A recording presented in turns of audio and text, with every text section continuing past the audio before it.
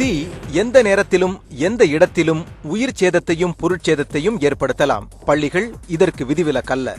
இருப்பினும் முறையான தீ பாதுகாப்பு நடைமுறைகளை பின்பற்றினால் பெரும்பாலான தீச்சம்பவங்களை தவிர்க்க முடியும். அதை தவிர்க்க மிகச்சிறந்த வழி தீ பற்ற காரணமாக இருக்கக்கூடிய இடர்களை அகற்றுவது. எனவே நீங்கள் ஒரு மாணவராகவோ ஆசிரியராகவோ பள்ளி ஊழியராகவோ இருந்தால் தீ பற்ற காரணமாக இருக்கக்கூடிய இடர்கள் என்னென்ன என்பதையும் அவற்றை அகற்ற நீங்கள் என்ன செய்ய வேண்டும் என்பதையும் தெரிந்து வைத்திருக்க வேண்டும். உங்கள் பள்ளியில் தீ பற்ற காரணமாக இருக்கக்கூடிய இடர்களை உங்களால் அடையாளம் காண முடியுமா? நமது பாடம் இப்போதுதான் தொடங்கியிருக்கிறது. எனவே மாணவர்களே, கவனமாக கேளுங்கள். பெரும்பாலான வகுப்பறைகள் இப்படித்தான் இருக்கும். பார்ப்பதற்கு மிகவும் பாதுகாப்பானவையாக தோன்றும். ஆனால் அது உண்மையா? தீ பற்றுவதற்கான உத்தேச காரணங்கள் எவையேனும் உங்களுக்கு தெரிகின்றனவா?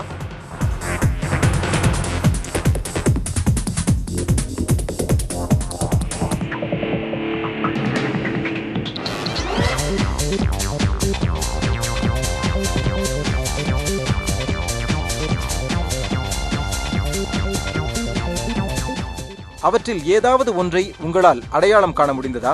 இற்றுப்போன மின் கம்பிகளையோ சரியாக பொருத்தப்படாத மின் இணைப்புகளையோ பார்த்தால் உங்கள் ஆசிரியர்களிடமோ பொறுப்புள்ள அதிகாரிகளிடமோ அது பற்றி உடனே தெரிவியுங்கள். அவற்றை தொடவோ பழுது பார்க்கவோ முயற்சி செய்யக்கூடாது. ஒன்றுக்கும் மேற்பட்ட மின் சாதனத்தை நீங்கள் பயன்படுத்த விரும்பினால் பல்வேறு இணைப்புகளை பொருத்துவதற்குரிய தரமான மின் கருவியை பயன்படுத்தவும். இரவு முழுதும் செயல்படும் கணினிகள் சக்தியை உறிஞ்சுவதோடு மிதமிஞ்சி சூடாகிவிடக்கூடும். அதனால் பள்ளியை விட்டு வெளியேறும்போது அனைத்து மின் சாதனங்களையும் அணைத்து விடவும்.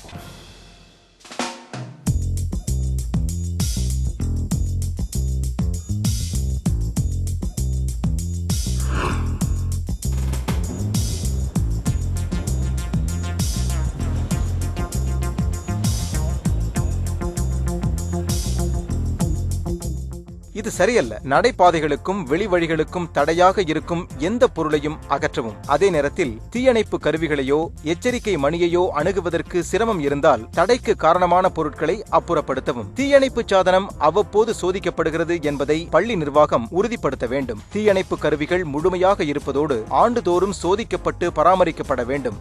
அறிவியல் ஆய்வுக்கூடம், உணவகம், பட்டறை, சேமிப்பு இடங்கள், பொது நடைபாதைகள் முதலியவற்றில் தீயணைப்பு கருவிகள் இருக்க வேண்டும். தீயணைப்பு கருவிகளை பயன்படுத்துவதற்கான குறிப்புகள் தெளிவாக இருக்க வேண்டும். நீண்ட தண்ணீர் குழாய்களில் கசிவு அல்லது வேறு ஏதேனும் பிரச்சனை இருக்கிறதா என்பது சோதிக்கப்பட வேண்டும். தீயணைப்பு சாதனத்தை ஏற்கனவே பொருத்தப்பட்ட இடத்திலிருந்து அகற்றுவதை தவிர்க்கவும். இந்த தீயணைப்பு கருவியை இந்த இடத்தில் சரியான முறையில் தொங்கவிட்டிருந்தால்தான் தீச்சம்பவம் நிகழும் போது உடனடியாக எடுக்க முடியும். அறிவியல் ஆய்வுக்கூடத்தை நாம் பார்வையிடுவோம்.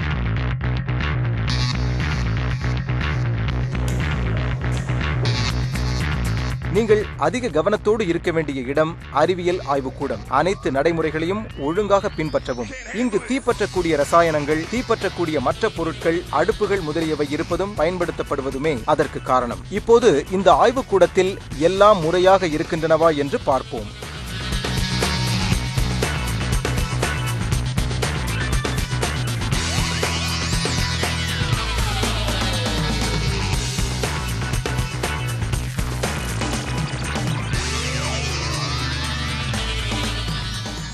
பயன்படுத்திய பிறகு ரசாயனங்களையோ தீப்பற்றக்கூடிய பொருட்களையோ அப்படியே போட்டுவிட்டு போகக்கூடாது.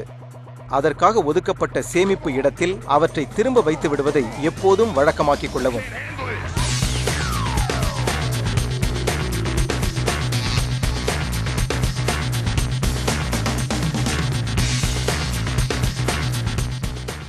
இது மிகவும் ஆபத்தானது. தாள், ரசாயனம் போன்ற தீப்பற்றக்கூடிய பொருட்களை எரியும் நெருப்புக்கு அருகில் விட்டுச் செல்லக்கூடாது. லேசாக வீசும் காற்றில் தாள் பறந்து சென்று நெருப்பில் விழுந்தால் அது தீயாக உருவெடுக்கக்கூடும். Alright class, today we're going to fry some chicken wings.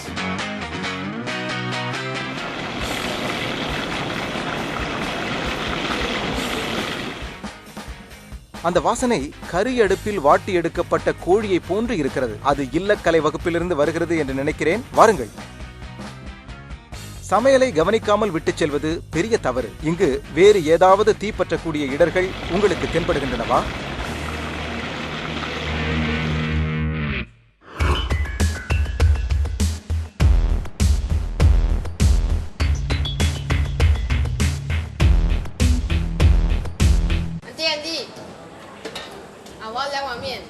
一碗要辣椒，另一碗不要辣椒。也不要锅边哦，一杯要锅边要加奶加糖。然后我想一下啊，那个面哦不要加葱，我不喜欢吃葱。然后鸡哦放的多一点，谢谢啊。然后。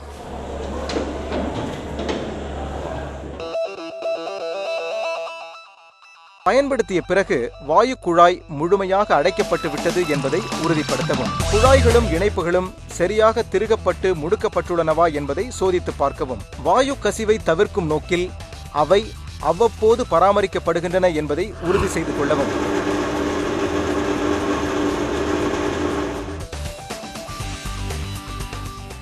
ஒழுங்கான நடைமுறைகள் பின்பற்றப்படவில்லை என்றால் பட்டறைகள் வேலை செய்வதற்கு ஆபத்தான இடமாகிவிடக்கூடும். இந்த பட்டறையில் தேவையான அனைத்து முன்னெச்சரிக்கை நடவடிக்கைகளும் நடைமுறைப்படுத்தப்பட்டுள்ளனவா என்பதை இப்போது பார்ப்போம்.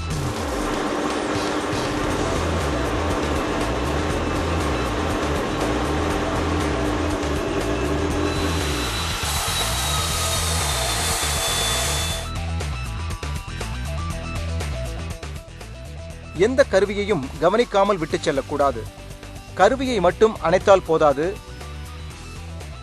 அது பொருத்தப்பட்டுள்ள மின் இணைப்பும் அணைக்கப்படுவதை உறுதி செய்யவும். கவனிக்காமல் விட்டுச் செல்லும் மின் கருவிகளால் விபத்துகளோ தீச்சம்பவங்களோ நிகழக்கூடும். பின் விளைவுகளை பற்றி யோசிக்காமல் தீப்பற்றக்கூடிய பொருட்களை விட்டுச் செல்வது நெருப்பு ஏற்பட காரணமாக அமையலாம். பயன்படுத்திய பிறகு இடத்தை எப்போதும் சுத்தம் செய்யவும்.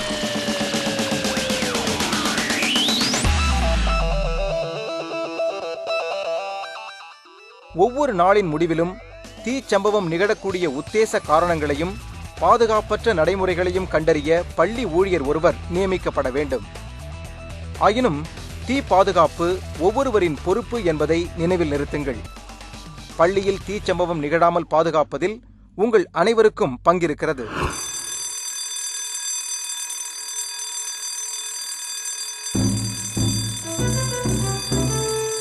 தீச்சம்பவம் ஏற்பட்டால் எவ்வாறு வெளியேறுவது என்ற பள்ளியின் திட்டம் பற்றி உங்களுக்கு தெரியுமா? தீச்சம்பவம் நேரும் அந்த அவசர காலத்தில் வெளியேறும் போது பின்பற்றப்பட வேண்டிய நடைமுறைகள் பற்றிய திட்டத்தை ஒவ்வொரு பள்ளியும் வைத்திருக்க வேண்டும். தீச்சம்பவம் நேரும் போது வெளியேறுவதற்குரிய அந்த திட்டத்தில் வெளியேறும் வழிகள், கூடும் இடம் உள்ளிட்ட முக்கிய விவரங்கள் அடங்கியிருக்கும். பதற்றத்தை தடுப்பதும் பள்ளி வளாகத்திற்குள் உள்ள அனைவரையும் சீரான முறையில் பாதுகாப்பாக வெளியேற்றுவதும் அதன் நோக்கம்.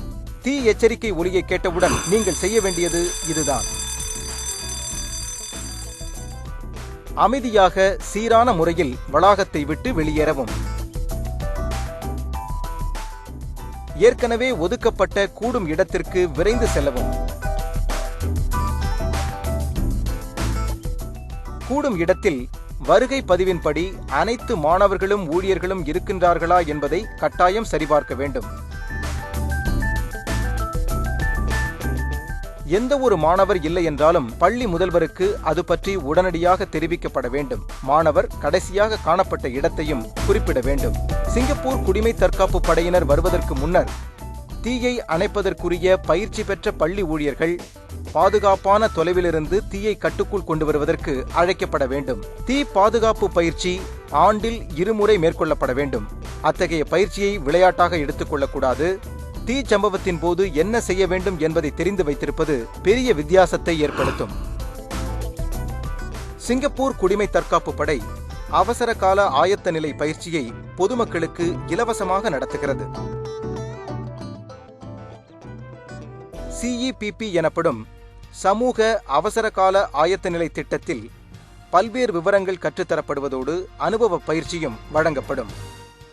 முதலுதவி, CPR எனப்படும் நின்று போன இதயத்தை துடிக்க வைப்பதற்குரிய முதலுதவி, தீ பாதுகாப்பு, உயிர் இழந்தோரை வெளியே கொண்டு செல்வது, அவசர கால நடைமுறைகள், வழக்கத்துக்கு மாறான அச்சுறுத்தல்கள் முதலிய அம்சங்களை பார்த்தோம்.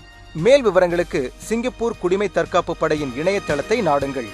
சரி, வகுப்பு முடிந்துவிட்டது என்று நினைக்கிறேன். நினைவில் நிறுத்துங்கள், தீ பற்ற காரணமாக இருக்கக்கூடிய இடர்கள் உள்ளனவா என்பதை கண்காணிக்கவும். தீ பாதுகாப்பு நடைமுறைகளை பின்பற்றவும், அத்தோடு தீ சம்பவத்தின் போது எவ்வாறு வெளியேறுவது என்பது குறித்த உங்கள் பள்ளியின் திட்டத்தையும் தெரிந்து கொள்ளுங்கள். தீ பற்றுவதற்கான எந்த ஒரு அச்சுறுத்தலிலிருந்தும் நமது பள்ளிகள் பாதுகாப்பாக இருக்கின்றன என்பதை உறுதி செய்ய அனைவரும் ஒன்று கூடி முயற்சி எடுக்க வேண்டும்.